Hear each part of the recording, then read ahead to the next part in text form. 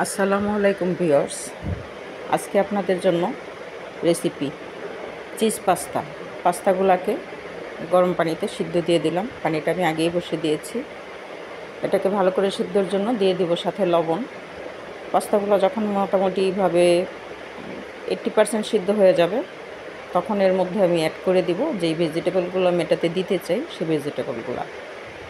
আজকে মূলত পাস্তাটা রান্না করব আমি যে যেই ইনগ্রিডিয়েন্টসটা ইউজ করব সাধারণত রেস্টুরেন্টে যেই মশলাটা দিয়ে ঝটপট আমাদের রান্না করে দেয় সেই মশলাটা দিয়ে। এদিকে আমি একটা ডিম স্ক্রাম্বল করে নিচ্ছি, একটু লবণ একটু গোলমরিচ দিয়ে তেলে ডিমটাকে স্ক্রাম্বল করে নেব। আর এটার মধ্যে আমি আজকে ইউজ করব কিমা করা চিকেনটাকে একটু গরম মশলা একটু গোলমরিচ একটু লাল মরিচ আর সামান্য লবণ দিয়ে মাখিয়ে রেখে দিয়েছি। সেটাকে ডিমটা স্ক্রাম্বল করে ওটার মধ্যে উঠিয়ে নিয়ে ডিমটাকে আগে উঠিয়ে নেব, তারপর একটু সময় ধরে সেদ্ধ হওয়া পর্যন্ত কিমাটা করে নেব। তো দেখতে পাচ্ছেন সবজিগুলো আমি পেঁপে, গাজর আর এখানে চিচিঙ্গা 3টা আইটেম ইউজ করেছি। আমার ঘরে যা অ্যাভেলেবেল ছিল, বাইরের কোনো কিছু দিচ্ছি না। পেঁয়াজ কাঁচামরিচটা পরে দিব। এটাকে সেদ্ধর জন্য সবজিগুলো দিয়ে দিলাম। এদিকে ডিমটা আমার হয়ে আসছে। এটাকে ভালো করে একটু লালচে করে ভেজে নেব। সাদা সাদা থাকলে পাস্তার সাথে ভালো লাগে না, একটু কালারফুল হলে ভালো লাগে।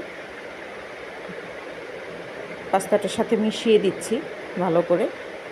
পাস্তাটা যতক্ষণ পর্যন্ত ভালো করে সেদ্ধ না হয়ে যাবে ততক্ষণ পর্যন্ত এটাকে বয়েল করে নেব। বয়েল করে ভালো করে পানি ঝরিয়ে একটু ধুয়ে তারপর রান্নাটা করব, তাতে আঠালো ভাবটা আসবে না। তো দেখতে পাচ্ছেন ডিমটা আমার স্ক্রাম্বল হয়ে গেছে।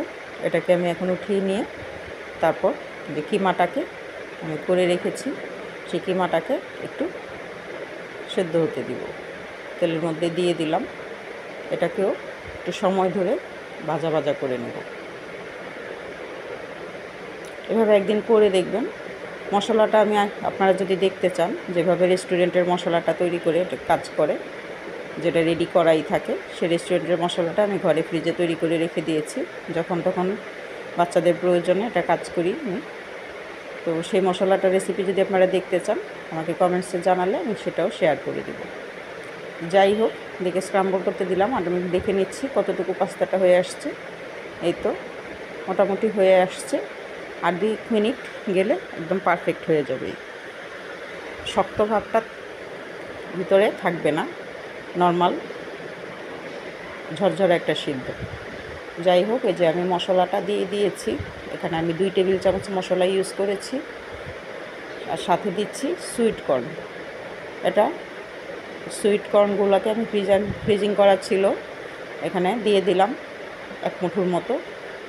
মশলাটা কষানোই থাকে, তারপরেও যেহেতু আমি ফ্রিজ থেকে ব্যবহার করছি এটা থেকে একটা পানি বের হবে। সেই মশলাটা ডাইরেক্ট চুলায় দিয়ে দিয়েছি। তার সাথে বেবিকর্নটাও যেহেতু ছিল আমার ফ্রিজে, তাই দুইটাকে একসাথে কষিয়ে নিচ্ছি। একটু সময় ধরে কষালে যেটা হবে, মশলাটা এটার ভিতরে ঢুকবে আর মশলাটার তেলটা আলাদা হয়ে যাবে। যে দেখতে পাচ্ছেন পাস্তাটা আমি পানি ঝরিয়ে নিয়েছি।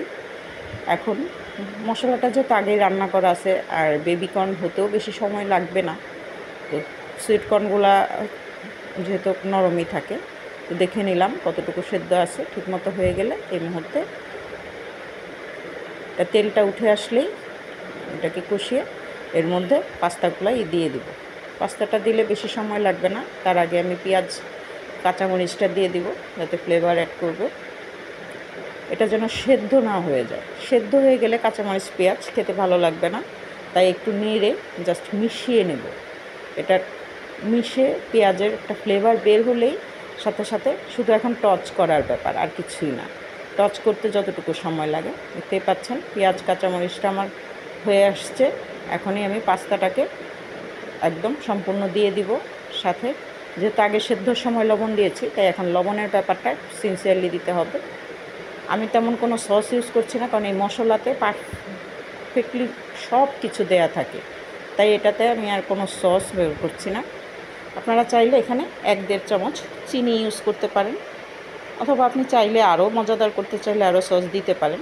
আমি এই মশলাটাতেই আজকে পাস্তাটা করব। দেখতে পাচ্ছেন এমনিতে এটা কালারফুল হয়ে যাচ্ছে, যেহেতু মশলাটার ভিতরে সব ধরনের ইনগ্রিডিয়েন্টস থাকে, তাই আলাদা কিচ্ছু ইউজ করতে হচ্ছে না। যার ফলে এই যে মশলাটাতে যখন এটা মিশে যাবে, সাথে সাথে